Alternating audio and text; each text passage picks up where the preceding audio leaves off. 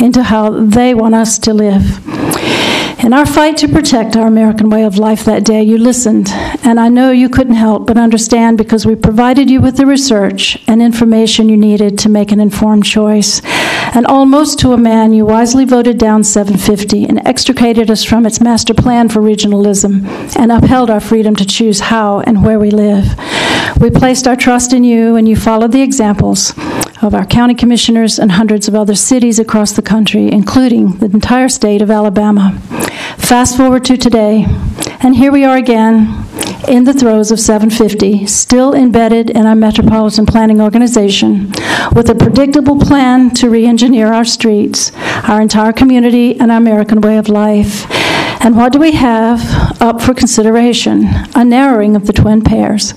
The first footprint of 750 about to be stamped into our community with their baited apple of DOT money, the very first phase in an innocuous-sounding plan to help the merchants bring revenue to their businesses.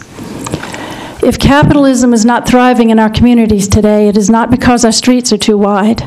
May I quote that self-esteemed former president, the family values president, who said, "It's the economy, stupid." Yes, the same president who signed into executive order the Sustainable Communities Blueprint for the entire country. Of course, anyone can get ginned up with the promise of all that free DOT money just begging to be spent, sort of like the stimulus plan to nowhere. Trouble is, that's my money and every other taxpayer and voter's money, with no return in sight on this so-called investment. I attended the Metropolitan Planning Organization meeting regarding the twin pairs and queried the costs and logistics of this plan. When asked, no one could provide me with a study conducted to show that a narrowing of the twin pairs proved a direct correlation between profit and a narrowing of the street. There was nothing to indicate how far into the future as to when or if the business people would start showing additional revenue or when the taxpayer would start receiving a return.